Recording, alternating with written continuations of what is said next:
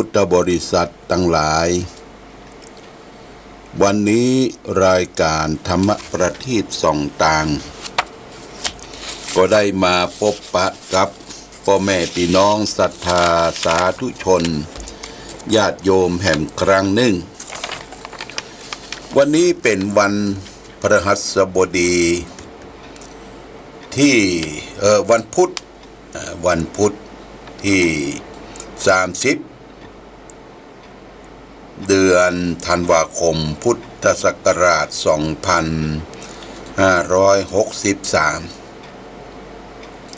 ซึ่งตรงกับเดือน4เหนือเดือน2ใต้แรม1ค่ำวันนี้เป็นวันเดือน4แรม1ค่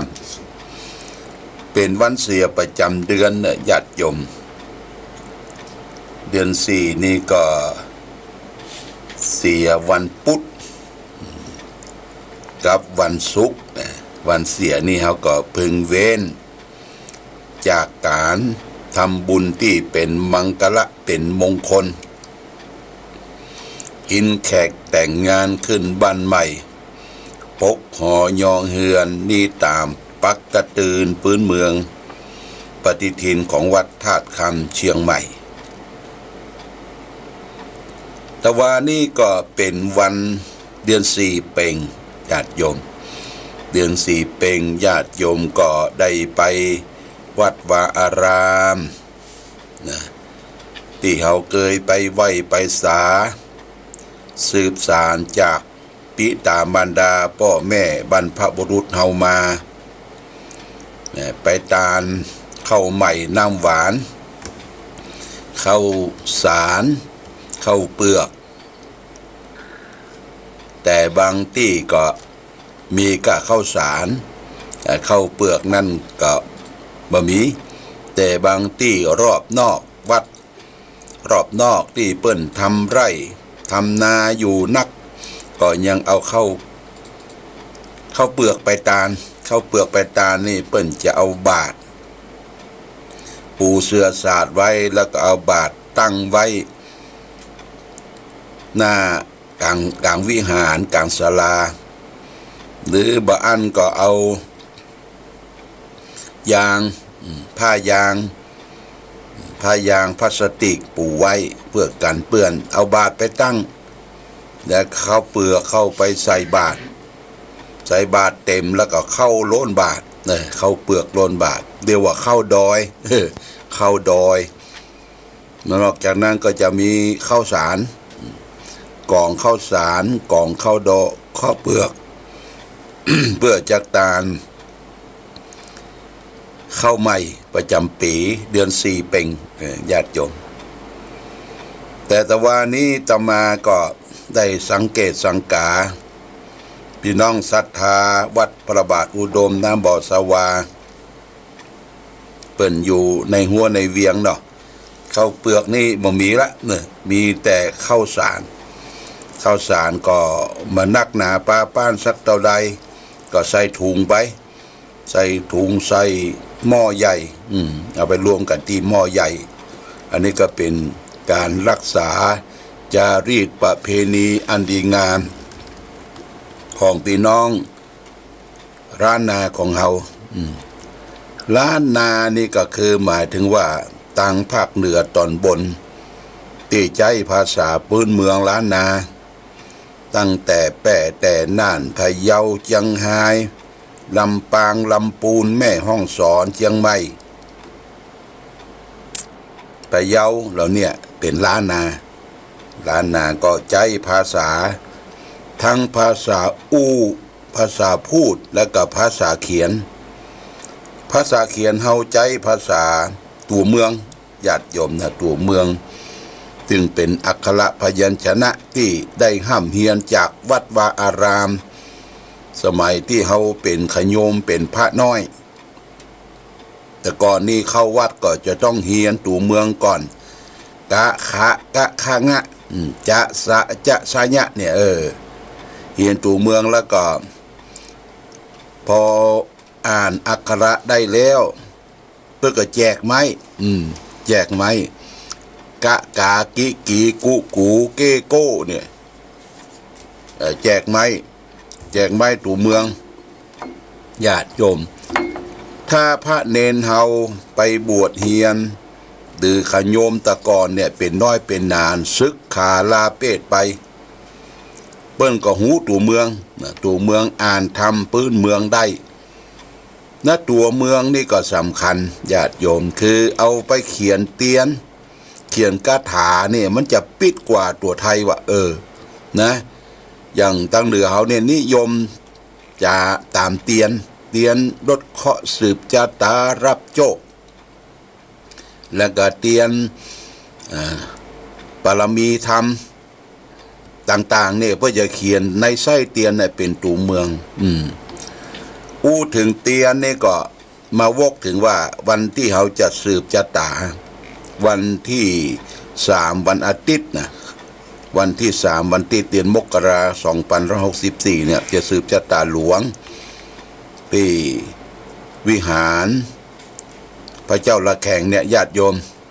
อาตมาก็ได้สั่งเตรียมเตียนไว้จำนวน100ชุดนะ100ชุดก็มีเตียนลดเคาะสืบชะตารับโชคและเตียนอิติปิโส108 4 เล่มใหญ่ๆเนี่ยนะเอามาเปาะกันเป็นชุดใหญ่คือมอบเป็นรางวัลของขวัญคือแก่พี่น้องที่ไปสืบชะตาแต่ว่าต้องปูจา เพราะว่าเขาก็สั่งเปิ้นมาเนี่ยสั่งป้อนหนานเปิ้นมาเปิ้นทำมาส่งแล้วก็เขาก็จะต้องเอาปัจจัยแทนให้เปิ้น4 เล่มเนี่ย108 บาทเนี่ย108 บาทแต่ว่าแม่จันทรงวงเขียนพ่อน้อยเกษมวงเขียนตังบ้านบ่อนปิ่นใต้เปิ้นก็สั่งว่าท่านเอาไว้คือ2 ชุดเนอะจะเกียมไว้ให้2 ชุดแต่เตียนทั้งบทนั้นก็จะต้องเอามา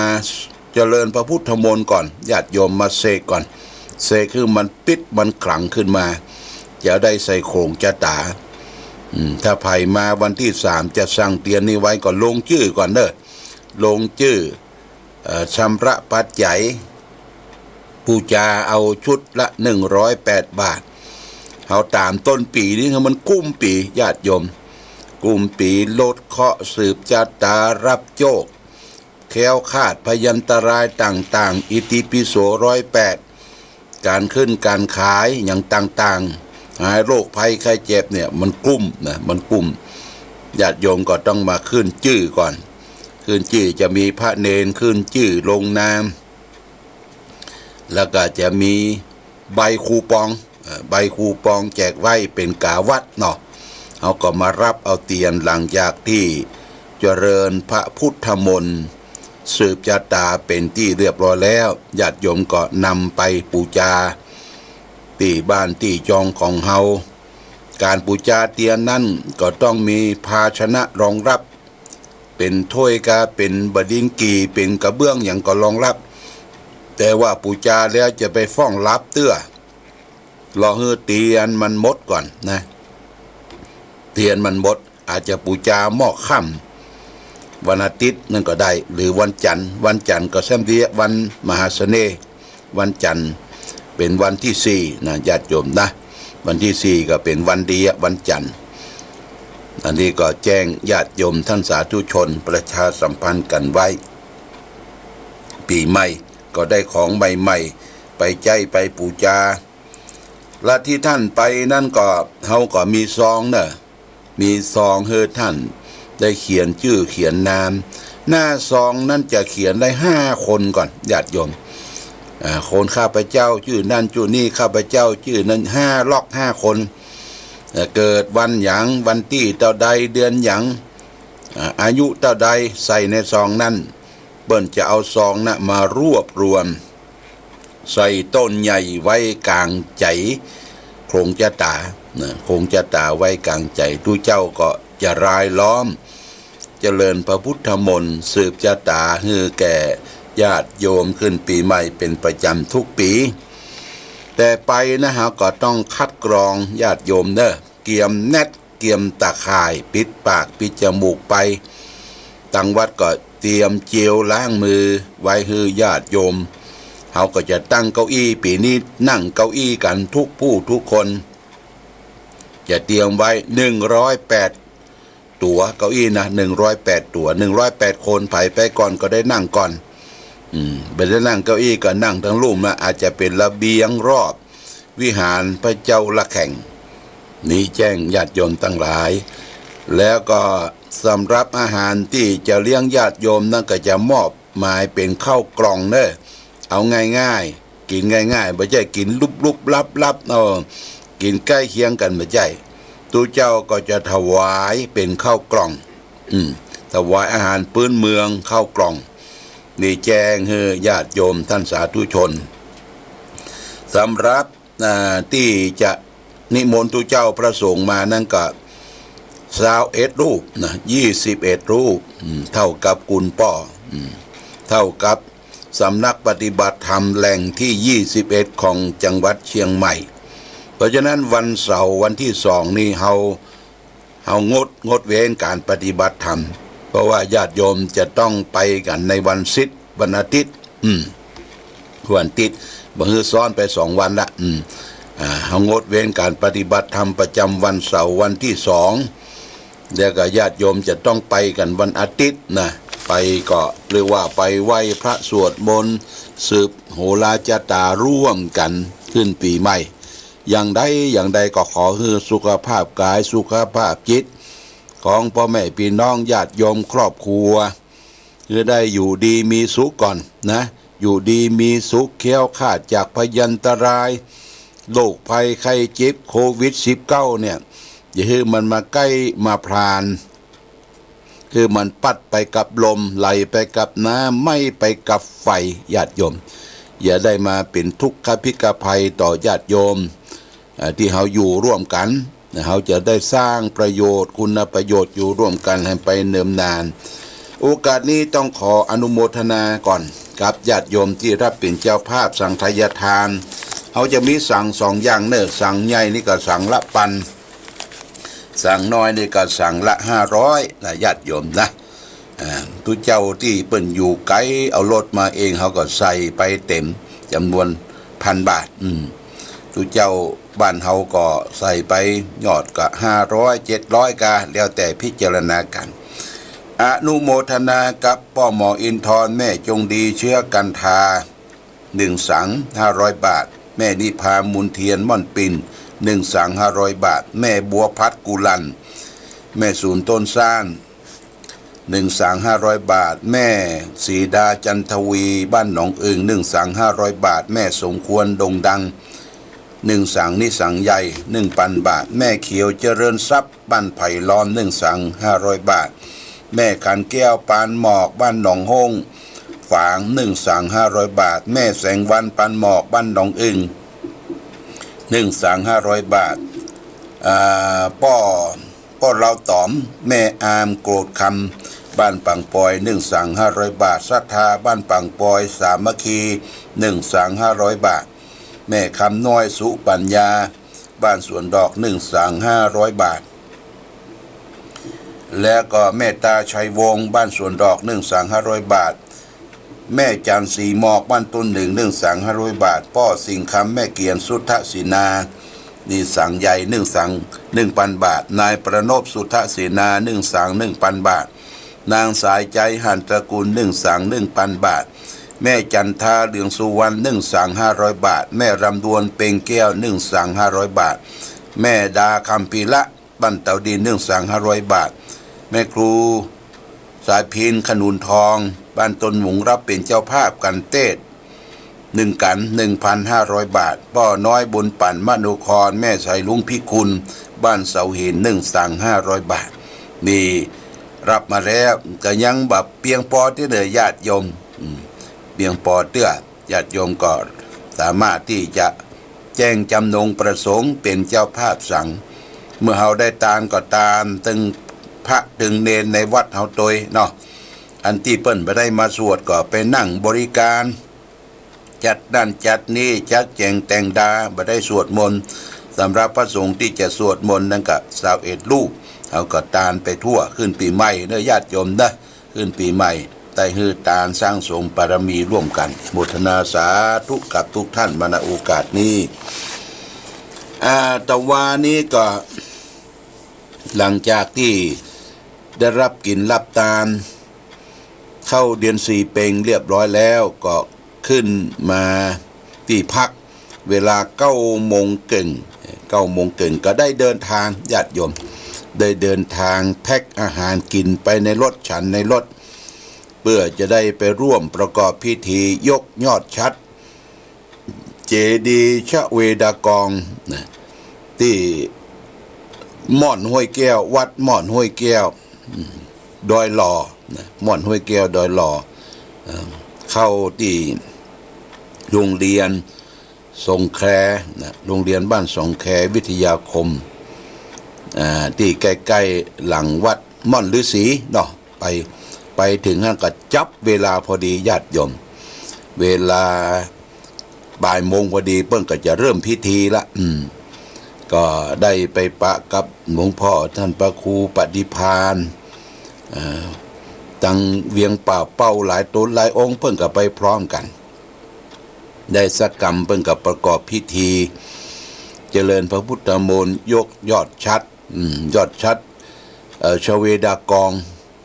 วัดม่อนห้วยแก้วเนี่ยเป็นวัดที่เปิ้นสร้างมาได้27 ปีมีท่านพระครูเปิ้นได้สร้างกึศมีเนื้อที่ประมาณ70 ไร่ตั้งบนนั้นมันเปิ้นก็เก็บกักน้ำไว้เป็นแหล่งน้ำหลายแหล่ง2-3 แหล่งน้ำฝนที่ซ้ำระสางลงไปเป็นน้ำจืมน้ำซับก็เก็บไว้มันเป็นม่อนดอยม่อนห้วยแก้วเพื่อสร้างวิหารใหญ่นี่สร้างมาหลายปีละเสียงงบประมาณไปหลายล้านเป็นที่ประดิษฐานพระพุทธรูปยกขาวนะพระแก้วขาววันหลังเพิ่นก็บอกว่าถ้าป้อยหลวงเนี่ยจะบอกจะนิมนต์หลวงพ่อเมืองฝางมาร่วมตัววันหลังญาติโยมอยากจะไปป้อยหลวงก็รอก่อนเด้อรอเปิ้นเซซัดเรียบร้อยงวดนี้บ่ได้ไปมันโรคกับไข้โควิดเนี่ยกะเนาะต่างคนก็ตั้งจะไปกันแต่ว่ามันประจวบเหมาะกับวันเดือนสี่เพ็งตัวการงานอะไรก็ซึกซักเพราะว่าซึกซักอันนี้ก็พวกปอยหลวงพวกเฮาก็จะไปจะไปเหมือนกันแล้วก็เสร็จพิธีนี่ก็ประมาณสักเกือบจะ4 โมงญาติโยมนะเกือบ4 โมงก็กลับมาเอาปฏิทินปื้นเมืองไปแวะเฮือยมปราณีปัญโยบ้านเปิ้นอยู่เดินตลาดรวมโชคสันทรายบ้านเปิ้นจุ่มเย็นจุ่มเย็นเปิ้นปลูกพืชผักกินได้ผักผลไม้จุ่มเย็นแท้ๆญาติโยมเปิ้นก็ว่าว่างเวลาจากการทำงานแล้วก็มาปลูกผักปลูกไม้พืชผักสวนครัวเนี่ยญาติโยมอยากจะให้ญาติโยมได้ทำเนี่ยบ้านจองเฮามีตี้มีแห่งมีโหนจะไปทำมือเวลามันเสียประโยชน์เนาะเอานั่นมาปลูกอันนี้มาฝังแล้วก็หดน้ำหดหนองเปิ้นว่าเปิ้นไปอยู่ที่หั่นเนี่ยคุณปราณีได้27 ปีละแต่ก่อนที่หั่นมันเป็นโลเป็นอามซื้อก็ตารางเม็ดละ 3,000 บาทบัดนี้ตารางเม็ด 30,000-40,000 ละเป็นโลเป็นอามเอาดินมาถมเอามาแปลงทำงานเสาะสตุ้งสตางไปกู้ธนาคารมาก้อยผ่อนหย่อนไปบัดนี้เป็นเอกเทศแล้วมีบ้านมีจองมีที่อยู่อาศัยเป็นหลักเป็นแหล่งนานโมทนาเป็นอย่างยิ่งญาติโยมบ้านหลายบ้านที่เฮาไปฮู้ไปหันเนี่ยอย่างบ้านของคุณพิสมัยสุริโยดรน่ะคุณพิสมัยสุริโยดรบ้านพ่อแดงแม่ชื่นสุริโยดรที่พุ่นป่าตันบ้านดอนตันเลยบัดดอนตันไปหน่อยอันนั้นก็ชุ่มชื่นนะชุ่มชื่นไปแล้วธงชาติและเพลงชาติไทยเป็นสัญลักษณ์ของภูมิใจในเอกราชและ